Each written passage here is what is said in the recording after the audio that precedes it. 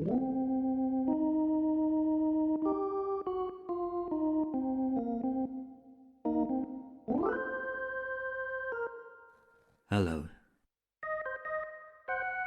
I'm John Patrick Higgins.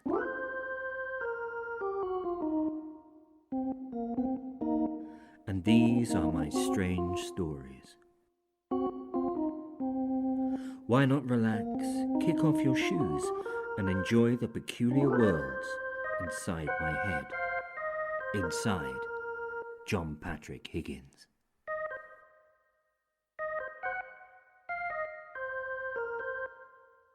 Please, please, Mr. Postman.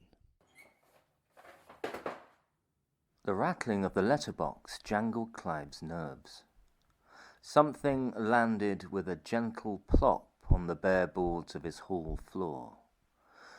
Clive peeled himself from the sofa and padded towards the front door, his slippers emitting wet squeaks with each step. It was a letter with a printed address, not handwritten, and in a peculiar grey envelope. The paper was soft, like fraying cloth at the edges, and seemed pressed full of tiny hairs. Clive turned it over in his hands, experiencing a sudden rush of déjà vu. He had seen something very like this, somewhere, a long time ago. There was writing on the back of the envelope, but Clive couldn't read it.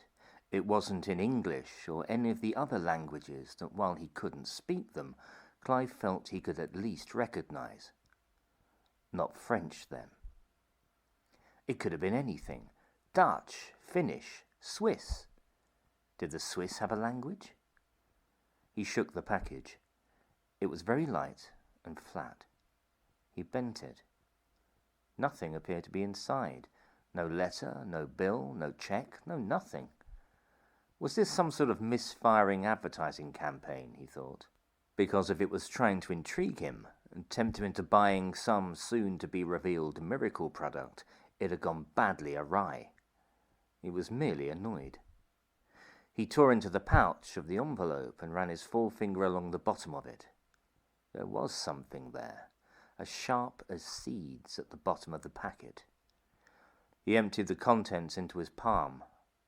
They were fingernail clippings. He dropped them immediately. There were, all told, 10 of the pale crescent moon shavings on his floor, which, he supposed, made sense. But whatever could it mean? Why would anyone want to send him anonymously a complete set of fingernail parings? The most squeamish kidnappers ever? But there was no note, and Clive had to admit he was unlikely to be asked to pay anybody's ransom. He had very little money, and besides, he was sorely lacking in significant others. He padded into the kitchen, produced a dustpan and brush from beneath the sink, and returned to painstakingly sweep up the 10 pearlescent curls before placing them back into the envelope. He wasn't sure why. The strangeness of this left him unsettled all day, and when later he returned from the shops, he discovered that he had forgotten to buy eggs, despite the fact that they had been on his list. The next morning another letter was fed through the letterbox. Clive went out to investigate and found the second envelope was identical to the first, soft, grey, hairy and light, and with the same words printed neatly on the back. He tore into it and, repulsed, dropped the letter to the floor. A hank of shiny black hair snaked out across his floorboards. He went to the kitchen and returned with salad tongs, which he used to lift the hair, giving it a tentative sniff. It seemed clean enough. It was tied neatly at both ends with velvet bows, making it look like a sleek black sausage. He dropped the lock back into the package and washed the salad tongs thoroughly in the sink. Then he threw them out. The hair was infinitely more disturbing than the fingernails for reasons he couldn't quite comprehend. Perhaps it was the obscene glossiness of it, its fat luster. He could see now that it fairly bulged in its envelope. It had weight. And then there was the colour. Clive was certain that if the hair had been red or blonde, he would not have been as disgusted. But it had been dark, black really, bestial, somehow more horrid, especially perhaps of what it implied. And this was a cushion stuffed full of implication. The first envelope, whatever it was for, could have been a mistake, a computer or human error. But this second package made a liar of that notion. It proved that the packages were meant for Clive. Somebody, somewhere, was sending Clive Barrow body parts in the post. He racked his brains, but for the life of him he couldn't imagine that anyone he knew would want to send him an envelope full of hair. He couldn't think that he had ever intimated to anyone that he required a bag of hair or a packet of finger offcuts. He couldn't imagine a practical application for the items. Clive was a quiet man. He kept himself to himself, and always had done. He didn't make friends easily, but neither did he do it lightly. He was certain that the few people that he did call friends would be unlikely to send him discarded body parts in the mail. He put the second envelope with the first in an alcove in the kitchen, next to a stack of cookery books, and stared at them. What could they mean? The next day was a Sunday. No post. Clive sat in his adequate garden. It was a bright, sunny day, but his garden shivered under shadow, as though hidden beneath permanent cloud. He had managed to angle his chair so that at least his feet were warm. A fat stripe of sunlight bordered the garden. He had poured himself a beer and settled into a Dick Francis he knew as intimately as an old friend. This was Clive's happy place, the gentle murmur of the traffic, the static hum of meandering insects, a beer and a book and a little bit of warm. It wasn't much, but it was all his, inviolate. A womb with a view. The doorbell rang, as Clive knew it had to. It was inevitable. What was peace without puncture? How could he ever imagine that he could be left alone to sit, to read, to wriggle his toes? He could not. He stood, knees cracking, slipped into his slippers, and made his way slowly toward the front door, his head heavy. There was a large brown and grey outline through the beveled glass. As he drew closer, he knew what the grey portion of the figure was. "Good morning, Squire," said the man, clutching the parcel. "Hello," said Clive. "Radiant day, sir. The sun is splitting the stones, isn't it?" "Yes," said Clive. "Do you know, sir, it's on days like these I'm glad of the opportunity to wear shorts. Get a bit of air to the old stick and berries." Clive didn't know what to say to that. The man was tall and surprisingly old to be a parcel courier, Clive thought. He also had an alarmingly bright smile in a dark, weather-beaten face. Clive found him rather unnerving. "Would you like to sign for this at all?" said the courier. "It's got your name on it." "Has it? How would you know that?" "Well, you live here, don't you?" "Alone? Then it must be yours. Take it." It was a parcel identical to the others he had received, except much larger, just under 1 metre in length, with the ending hinge the last foot of its length. There was string around this one, hairy, old-fashioned looking string. The man held it out. "You'll have to sign for it," he said. "Special delivery." "What is it?" said Clive. "I'm not privy to that information, Squire. If I were to take a sneaky peek at your goods and chattels, I would be breaking the law. I am your humble carrier pigeon, sir. This is the message. I am merely the medium." The package stood equidistant between the pair. Clive's arms, pinned to his sides, resolutely refused to meet it. "Who's it from?" he said. The courier's enormous smile dimmed, as if a bulb within him had blown. He placed the package on end in front of him and fished around in his breast pocket, retrieving a pair of half-moon glasses, which he perched upon the end of his nose. Then he demonstratively lifted the parcel to his face and read the label aloud. "It says, Utgarda Loki Postorda Industria," he said. And looking up, he added, "I believe that's Swedish, sir." This intelligence rather rattled Clive, who had no information on Sweden whatsoever. "I don't know anyone in Sweden," he said. "Why are the Swedes sending me packages?" The courier merely smiled and held out an electronic device with a bookie's pen attached to it. "I don't want it," said Clive. "It's yours," said the man. "I'm not putting it back in the van. Sign." He leaned in, his tanned face an infernal red, his eyes empty white crescents. Clive noticed row upon row of black dots peppering his lips. He took the pen and scribbled his name on the glass screen of the electric notepad. The courier's smile threatened to split his face as he leaned back, placing the notebook in the pocket of his baggy shorts. For the first time, Clive noticed the badging on his uniform. The courier company was called AIP. The courier returned his glasses to his pocket and turned off down the path towards his van. Clive watched him uncertainly from the doorway. "Don't forget your package, sir," cried the courier, climbing into his van. Clive absently bent at the knees and cradled the package to his chest. "It's warm," he said. The courier drove off with a wave. Clive took the package into the house and into the kitchen and set it down with the others. He took his kitchen scissors from the cutlery drawer and let them hover momentarily over the string on the package. Then he returned the scissors to the drawer and went into the living room, where he sat, his fingers knotted, and with a look of intense concentration on his face.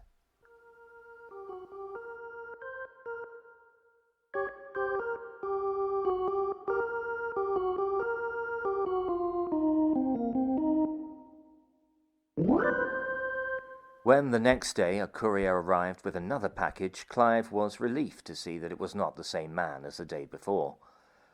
This courier was short and balding, with a sniff and a distracted air, and from a company that Clive had actually heard of. The packaging was the same. Today's package was larger still, and heavier, the size of a small suitcase with 2 lumps on what Clive took to be the front. It was even warmer than the previous day's delivery. He placed it with the others, and as he lifted it, he thought that he detected a faint tremor reverberating through it, shallow but rhythmic and steady.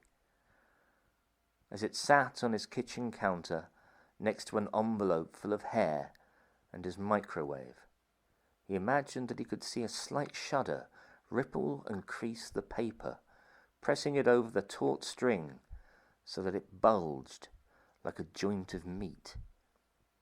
Clive was a timid man who had spent a lifetime avoiding every kind of excitement, but even his stunted bonsai curiosity was pricked by these full packages.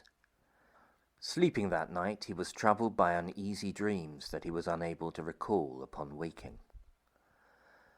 The next day's delivery, from a small mustachioed man in brown overalls and affecting a pocket watch, was like a smaller version of the AIP delivery, a longish package with a jointed end. Clive took it and placed it with the others.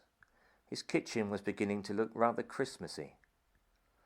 He moved the packages to the living room, the large oblong flanked by the 2 longer, thinner parcels. The envelopes with their sharp and hairy contents were laid out in front of them. He had the strangest idea that collected together, the objects reminded him of something that had been disassembled or perhaps was incomplete and was awaiting assembly by someone with a greater grasp of design than he possessed. And yet he recognized a sort of compromised formalism to the components. There was a naggingly familiar pattern to them. He sat back in his armchair with a beer in his hand and stared at the knobbly monolith and its slighter sentinels. On 2 occasions he went into the kitchen to retrieve his scissors, and twice he hovered over the strings of the larger parcel, once again noting the subtle undulations beneath the paper, the rhythmic tautening of the string. But each time he retreated back into the safety and ignorance of his chair, his beer sweating on the armrest. When he went to bed that night, he left the lights on in both the living room and the bedroom, and was haunted by nebulous cloying visions, stump-fingered blunted hands clawing from shadows, a tailor's dummy sliding erratically on a single caster, the obscene meaty fist of a heart stitched onto its padded torso. These dreams, when he awoke, he remembered, and he clung to the coiled bedsheets, gasping, his body pricked with icy pins. It was light in the room. He remembered he had slept with the bedside lamp on, but the quality of the light was all wrong, blue, not amber. He looked at the clock. It was 11 in the morning. He had slept in.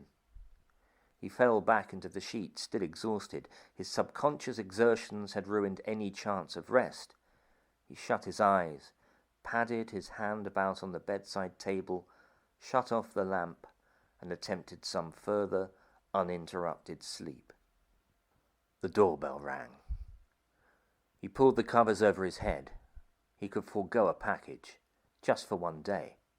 He could take a day off. They would be back again tomorrow anyway. He had resigned himself to the fact that his home had become a storage repository for unopened, unwanted, unasked-for Swedish goods.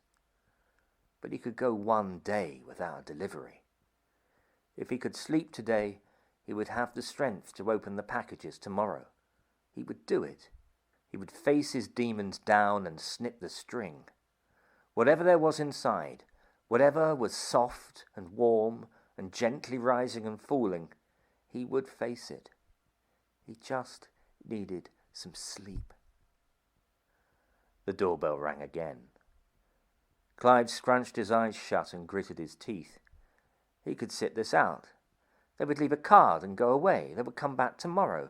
The doorbell rang again, a long, low ring, like the growl of a jealous dog. Clive felt his knuckles whiten around his bedsheets, his toes curled and uncurled. There was a momentary silence, and then the bell rang again in short, stabbing interludes, angry and relentless, and Clive knew that there was to be no respite and no escape. He got to his feet, plodded down to the front door with the grim resolution of a man approaching the gallows. There was, as he knew there would be, a familiar figure behind the beveled glass. It could only have been the AIP courier. "Good morning, Mr. Barrows. Special delivery." The man beamed, the whiteness of his teeth cutting like a scythe through the charred stubble of his face. He was carrying a stick in his right hand. His left pressed a package against the swell of his belly. There were faint tattoos on his arms, a Gordian knot of writhing snakes, blurred, empty, and indistinct. The package was grey and, as usual, neatly wrapped. There was no string this time. It was not quite a cube, being slightly elongated. It might have contained a large toaster. Clive was fairly certain that it didn't. The courier held out the box, and Clive accepted it without argument. "That's it," said the man. "Oh, yes." Clive noticed for the first time that the courier's tongue was pierced. He shivered. "That's it. We're finished. Our business is concluded. Our transactions have been actioned. My work here is done. As soon as you sign my chit, I shall be gone, in a puff of the proverbial." "Really?" said Clive. "But yes, Mr. Barrow," said the courier, holding out his electronic notepad. "When I get your John Hancock on that screen, we are a done deal. I shall never darken your doorbell again." Clive took the pen and scribbled his name urgently. "Don't sign your life away, Clive," said the courier, leaning forward, his tanned face inches from Clive. Clive took a step back, the package now pressed against his stomach. The contents shifted. "Right, I'm away," said the courier, spinning on his heel and striding down the path in a single movement, his twirled stick an obvious affectation. "Bon chance, Clive," he called. "Faint heart and all that." Clive took the package inside and set it down in front of the others. He sat cross-legged on the floor. It did seem to him that the collection was now complete, as though the final piece had been added, the last component. This final parcel was subtly different to the others. Halfway down the right-hand side was a small plastic bag stapled to the box. Clive snatched at the bag. It contained a collection of Allen keys and a folded label. As well as the familiar Utgarda Loki Postorder Industria, there was an extra word, Självorganisering. Clive picked up the box. It was heavy, and as he shook it, the contents moved again, tipping towards him. He set it down on the floor. There was a small discoloured patch on the front of the box, about a third of the way up. He ran a finger over it. It was warm and damp. He looked closer. There was a small bubble rising and falling in a quiet and measured way, in the same way that the larger box had done. He picked it up and placed it on top of the largest box. The undulations were perfectly synchronized. No, he looked closer. The smaller box was a fraction of a second ahead, and the vibrations were stronger and more localized. The stain was getting darker too, and the paper starting to blister. Soon, whatever was in the parcel would be getting out. With his thumbs and forefingers, Clive tore into the paper.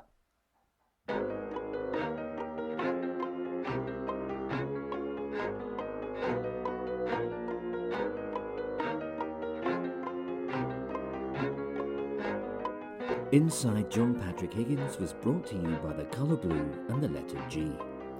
Written and performed by John Patrick Higgins, it was produced and edited by Graham Watson.